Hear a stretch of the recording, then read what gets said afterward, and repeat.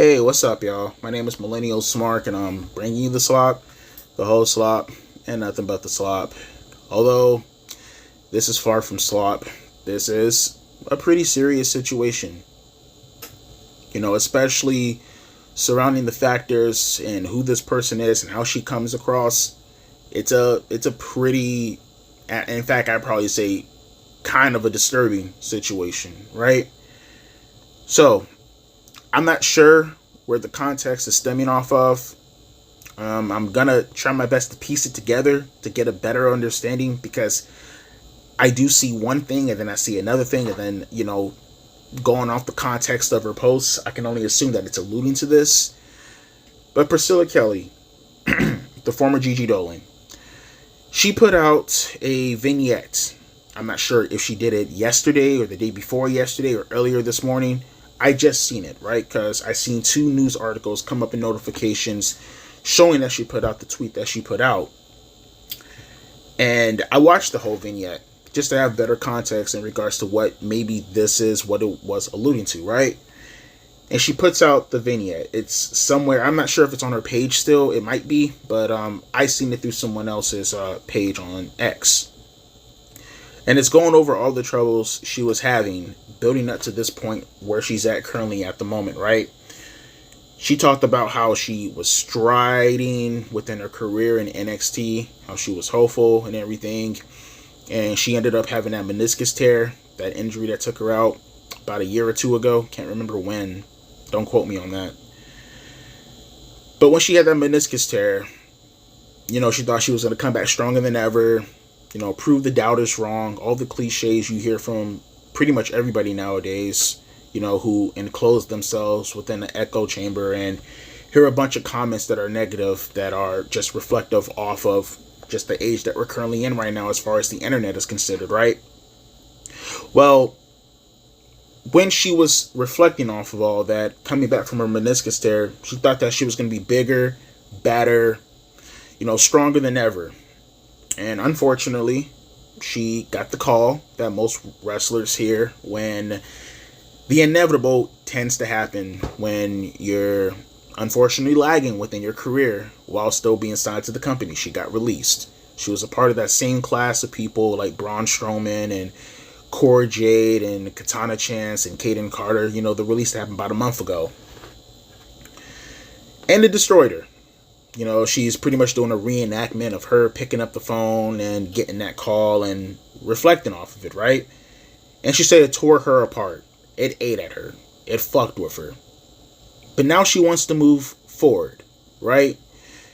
She wants to move forward, and she starts to go to a fire pit. She has all these pictures. I didn't really pay attention to what the pictures were indicating. I can only presume it has something to do with her NXT career. I'm not sure. But she's throwing these pictures in a fire, and she's playing, How Soon Is Now from the Smiths in the background. And I'm not going to lie to you. I understand that she's coming across as vulnerable. She's trying to present this new character. She's calling herself now Hell's favorite harlot.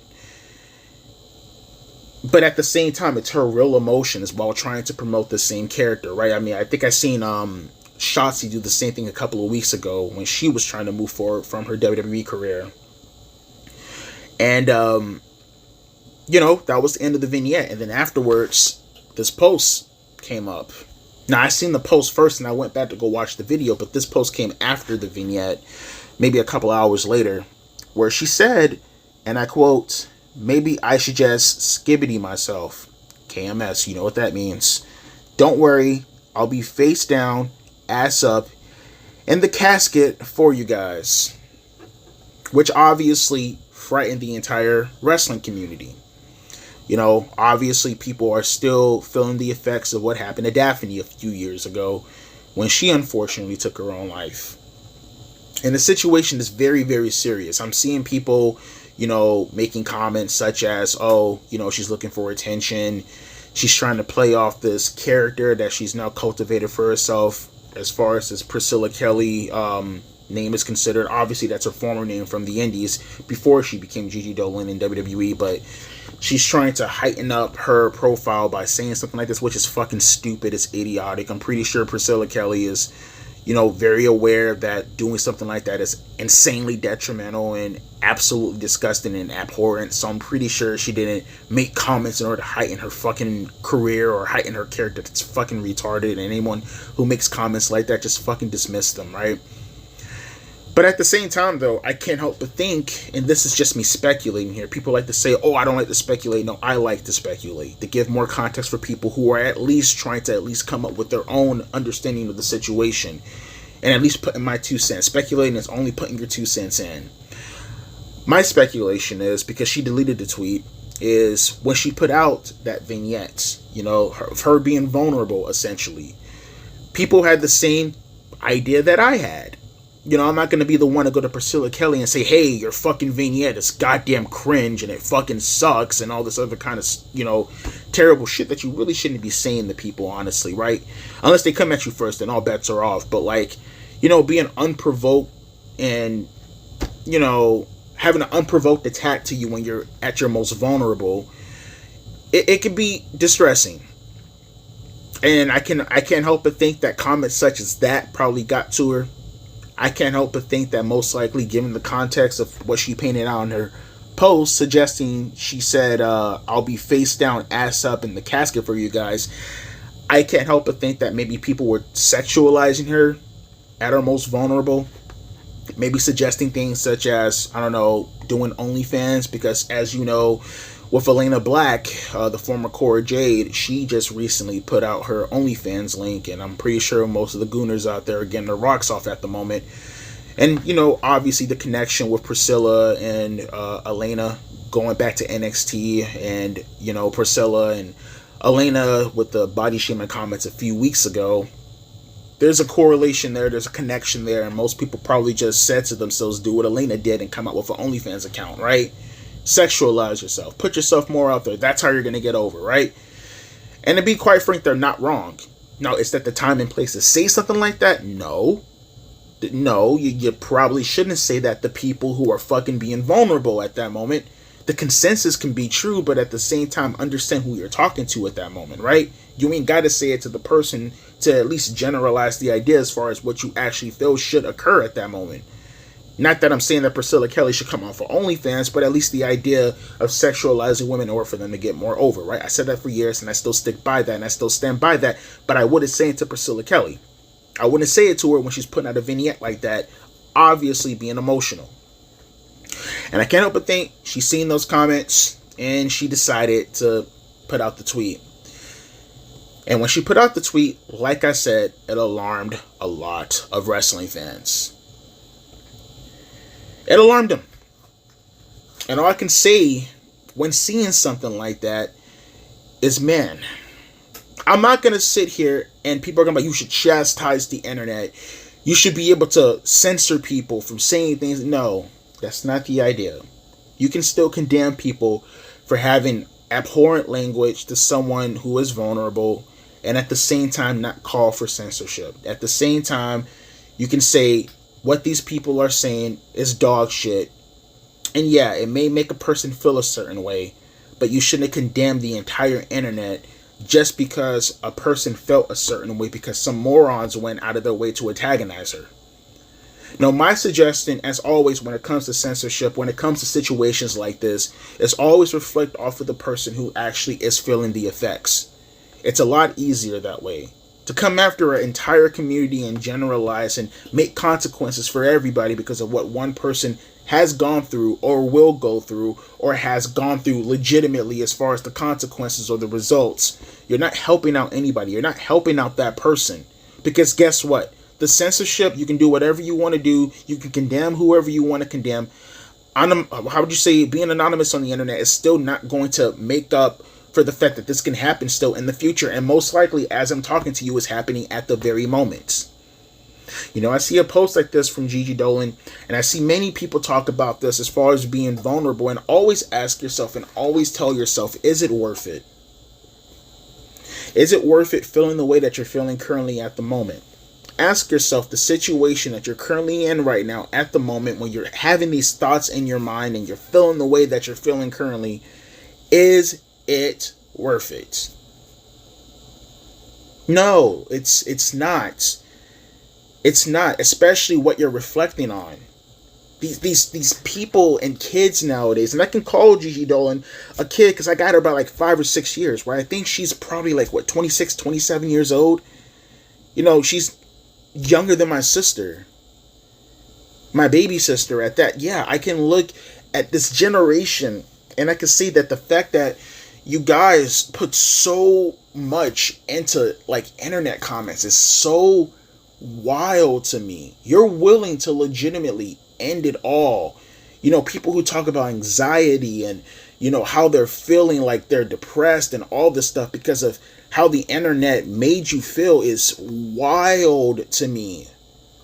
You know, I can just as easily say something, you know, as, you know, and again, call it whatever you want to call it like distasteful or whatever the case. No, I'm going to be blunt with you. I can say, get the fuck off the internet and touch some fucking grass. But at the same time, people aren't going to do that. People aren't going to do this. If you have these type of, you know, thoughts in your mind and you think the healthiest place is the fucking internet, you're insane. Stop it. Stop torturing yourself. Stop torturing yourself. Stop looking at hate comments and pretending that's how everybody feels about you. Stop, for an example, and this is in the case of a Priscilla Kelly, which I can only believe this is how she actually thinks. You know, if you want to see yourself viewed in a certain way, then don't present yourself in a certain way to allow these comments to affect you. Allow these comments to come into your vicinity in order to affect you. If you advocate for certain things, if you put out a certain perception about yourself, and then people reflect off of that when you're trying to be more serious, and as I said before, that other word, vulnerable, expect that this is how they're going to reflect off of you. And if you actually legitimately believe that the answer to all of that, the internet, the thing that's on your phone, what you can just simply put down, delete the fucking app. Delete it. Stop engaging with the comments. Stop believing that the comments are the end all be all. This is not a Daphne situation where unfortunately she had a terrible mental illness. No, you are an individual. And you're really saying that you want to do something like this for something as innocuous. Yes, it is. No matter how fucking terrible the words are, in the end of the day, the fucking internet is an innocuous goddamn place if it doesn't actually affect you in real life. And by that, I mean someone doxing you. I mean someone putting out a threat on your life. Mean words are innocuous. I'm sorry that people need to fucking hear that, but it is. No matter how much it affects you, it is. Stop taking the internet at face value. These same comments that made you put out this tweet, you do understand as soon as they posted that, they went to the next fucking page and did the exact same thing and forgot about you. What is with this fixation? This horrible fixation, whether it's from a positive standpoint, when you see people who have to wear fancy shoes or wear fancy clothes or do their hair a certain way in order to appease society for like 3 fucking seconds before they go to the next page or the next person, you know, spending thousands and thousands of dollars to make yourself look completely different from what you really are in order to appease fucking strangers for 3 seconds. That's on the positive side. And then on the negative side, you let comments get to you so drastically. It needs to be blunt. It needs to be fucking said to people who are thinking like this. And if you are in my audience and you are thinking like this, put down the fucking internet. And stop surrounding yourself with fucking entitled, egotistical, narcissistic people that make you feel as if you have to prove yourself or you have to look a certain way. It is insane. And it's a lot of young people that are feeling this way. It's a lot of young people who actually think social media is the end all be all. It's like an addiction, man. So straight up addiction. You guys really need to hear that, man. If your parents didn't tell you that because they themselves have no understanding of the fucking internet and they feel that it's just nothing in the end of the day, so they can't relate to you. Well, let me here's a person who has the same, I guess, thought process of your parents, but at the same time is young enough, who has been on the internet as much as you have, to tell you that I see both sides of the field, and the center reasoning is obviously don't let the internet and don't let strangers get you to the point where you're fucking feeling like you're nothing, because you are something. You're something to someone. You're something to everybody who loves you. And honestly, it's selfish as fuck for you to believe that, well, I should just take myself out of all these people's lives because strangers made me feel bad on the internet. Think about what the fuck you're saying and think about what the fuck you're doing. Look yourself in the mirror. You understand that you have a life as a human being. The fact that you have a life at all is insane, right? You know how many entities, I don't want to go into a religious topic, so maybe I should not even stray like that. But you could have been a deer, you could have been an ant, you could have been a prey of any kind, but you happen to be a human being. And you're privileged enough to be a human being in a time where medicine exists. At a time where you have information in the palm of your fucking hand that you can look up at any time. And instead, what you would rather do is go on social media, look at idiots on the comment section, make you feel bad to the point where you want to take yourself out of the lives of people who fucking love you. I'll never get it. And I'll never understand it. But hopefully Gigi Dolin feels a lot better. Hopefully she moves forward and not reflect off of just the negative stuff. And hopefully she puts this past her. There's no need to have to do something so silly, so insane, and so destructive for something as stupid as mean comments from strangers. It's ridiculous. But hopefully, like I said, she feels better. And, Godspeed regardless. Let me know your thoughts down in the comment section below in regards to how you feel about the video. As always, my name is Devontae, a.k.a. Millennial Smark. And I'll be catching you guys later. A deuces and a pea. Ice.